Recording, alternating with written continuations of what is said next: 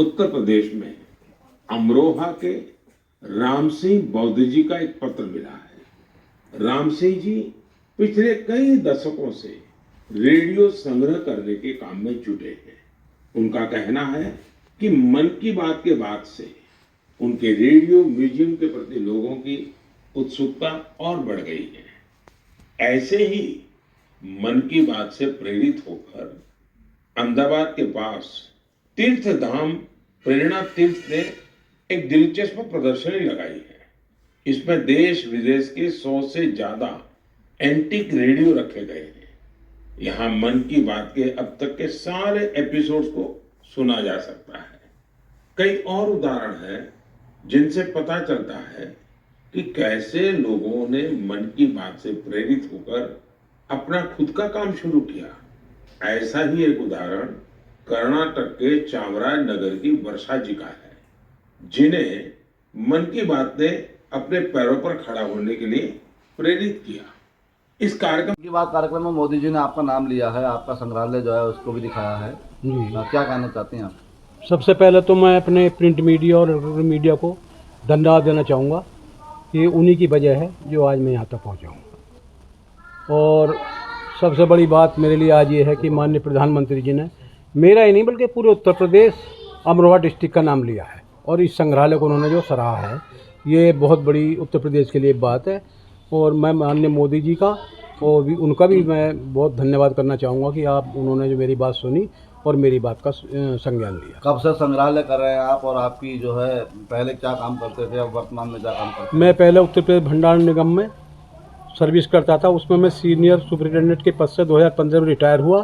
फिर उसके बाद मुझे मेरे अच्छे कार्यों को देखते हुए सरकार ने 5 साल के लिए मुझे उपभोक्ता न्यायालय में भेजा मेंबर मजिस्ट्रेट के पद पर। उसमें मैंने 5 साल किया और वहाँ से मैं 2020 में रिटायर हुआ। और उसके बाद जो है मैं कर तो रहा हूँ इसे बहुत पहले से छोटे मोटे कार्य, लेकिन माननीय प्रधानमंत्री ने 3 अक्टूबर 2014 से मन की बात का कार्यक्रम शुरू किया था। तो मेरे मन में ऐसा लगा कि माननीय प्रधानमंत्री जी ने तमाम माध्यमों को छोड़कर, टेलीविज़न जैसे अच्छे सिर्फ जैसे कार्यक्रमों को छोड़कर रेडियो को ही चुना। तो इसलिए माननीय प्रधानमंत्री की बहुत दूरदर्शी का द्योतक है और वो बहुत दूरदर्शी भी हैं।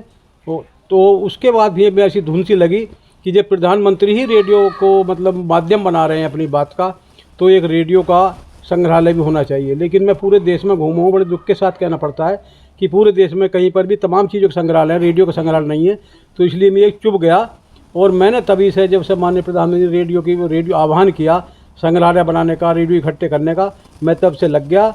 और लगने के बाद जो आज परिणाम ये है, मेरे पास जो इस समय 1100 डिफरेंट विभिन्न कंपनी विभिन्न मॉडल के रेडियो हैं, जो कि पूरे देश में किसी के पास नहीं है। और मन की बात का ये पूरे देश में पहला संग्रहालय है, जिसे माननीय प्रधानमंत्री जी ने 26 नवंबर को अपने मन की बात कार्यक्रम में इसका संज्ञान लिया है। हमारे युवा साथियों ने देश को एक और बड़ी खुशखबरी दी है, जो हम सभी को गौरव से भर देने वाली है। इंटेलिजेंस है, आपको ये जानकर अच्छा लगेगा कि 2022 में भारतीयों के पेटेंट आवेदन में 31%। ये रिपोर्ट बताती है कि पेटेंट फाइल करने में सबसे आगे रहने वाले टॉप 10 देशों में भी ऐसा पहले कभी नहीं। मित्रों को विश्वास दिलाना चाहता हूं कि देश हर कदम पर आपके सैनिक और कानूनी सुधार किए हैं। उसके बाद तो आज है, बल्कि इससे नए नए अवसरों के भी द्वार खुलते हैं। इतना ही नहीं, ये हमारे स्टार्टअप्स की ताकत और क्षमता को भी बढ़ाते हैं।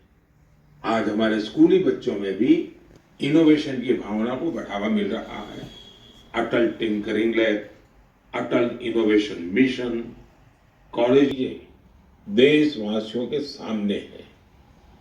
ये भी हम विकसित भारत के संकल्प को भी प्राप्त करके दिखाएंगे। और इसीलिए मैं बार बार कहता हूं, जय जवान, जय किसान, जय विज्ञान, जय अनुसंधान। याद होगा कि कुछ समय पहले मन की बात में मैंने भारत में बड़ी संख्या में लगने वाले मेलों की चर्चा की थी।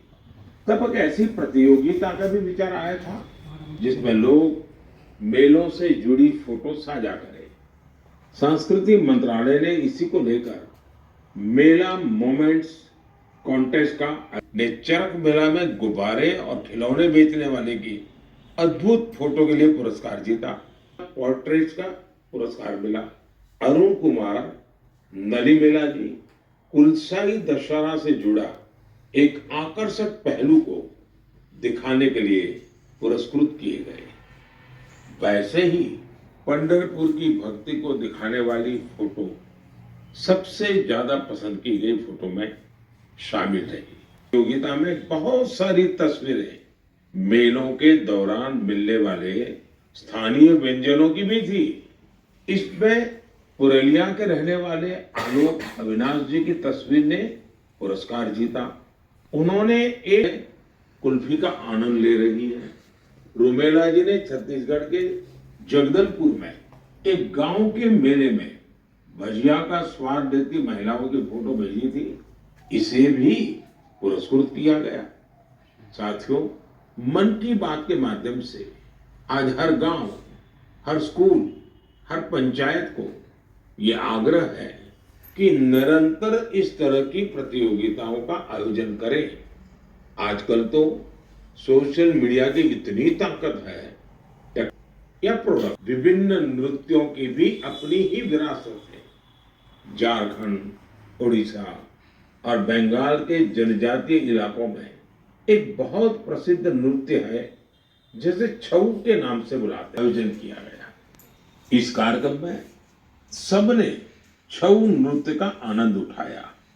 श्रीनगर के नौजवानों को छऊ नृत्य की ट्रेनिंग देने के लिए एक वर्कशॉप का भी आयोजन हुआ। इसी प्रकार कुछ सप्ताह पहले ही कठुआ जिले में बसोहली उत्सव आयोजित किया गया।